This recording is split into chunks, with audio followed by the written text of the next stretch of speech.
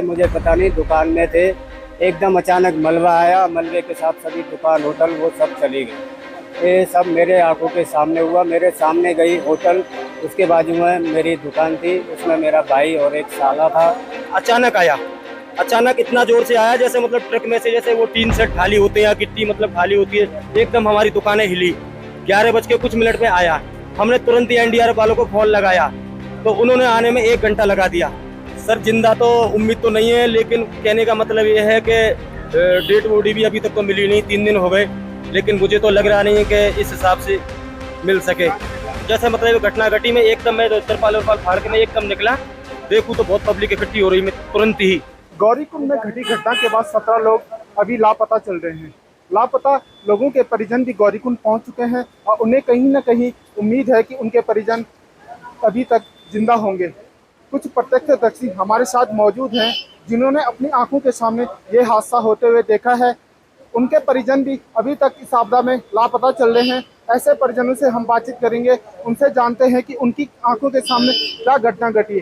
पहले आप अपना नाम बता दीजिए। मेरा नाम जवाहर सिंह है, सन ऑफ जसवंत सिंह, थाना फतेहपुर सीकरी, जिला करावली, तहसील करावली, जिला आगरा है। ठीक है। कितने बजे रात की ये घटना है और क्या क्या आपने इस घटना के दौरान देखा है? ये 3 तारीख रात को 11:30 बजे के आसपास की बात है। ये सब मेरे आंखों के सामने हुआ। मेरे सामने गई होटल, उसके बाजू में मेरी दुकान थी, उसमें मेरा भाई और एक साला था। तो मैंने आते ही तुरंत एन मौके पर उनको देखा कि दुकान चली गई, तो मैंने अपने भाई के पास फ़ोन लगाया, उसका फ़ोन भी लगा और दूसरे प्रियजनों ने भी फ़ोन लगाया तो कॉल भी रिसीव हुआ 2-3 बार। तो मैंने यहाँ पे जो साहब थे उनको बोला, सर ये कॉल ट्रैकिंग पे लगवाइए, इसकी लोकेशन देखिए कहाँ पे है बंदा। सब चाहे फ़ोन कैसे भी उठाओ या उसने उठाया हो वो मैं नहीं जानता।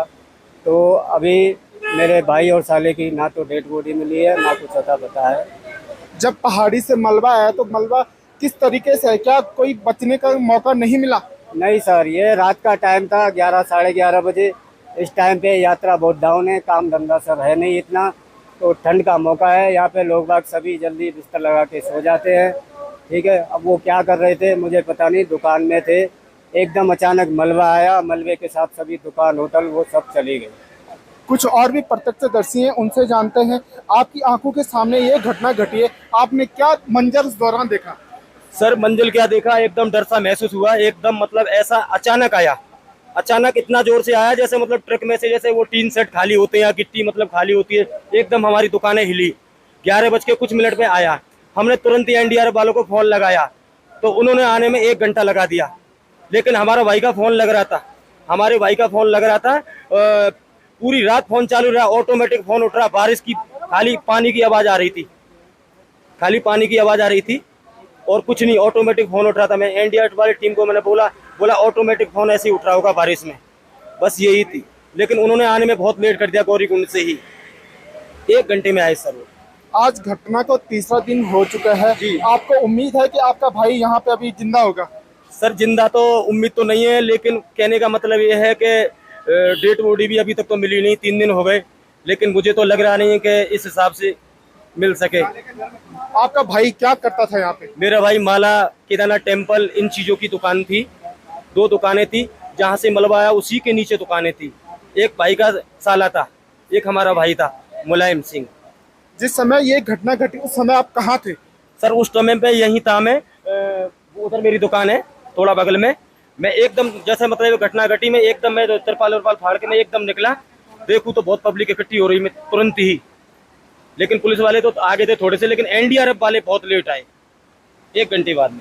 जैसे कि जो गौरीकुंड में घटना घटी है उसमें 17 लोग अभी भी लापता चल रहे हैं। लापता लोगों के परिजन गौरीकुंड पहुंच चुके हैं। 3 डेड बॉडी मिली है। ऐसे में अभी तक इनके लापता लोगों के परिजनों को भी उम्मीद है कि कहीं न कहीं उनके परिजन जिंदा होंगे। अगर जिंदा भी नहीं है तो परिजनों की अब प्रशासन से यही गुहार है कि जो उनके परिजन इस आपदा में लापता हो चुके हैं उनकी डेड बॉडी ढूंढकर उन्हें दी जाए। प्रवीण से माल, उत्तराखंड तक, गौरीकुंड।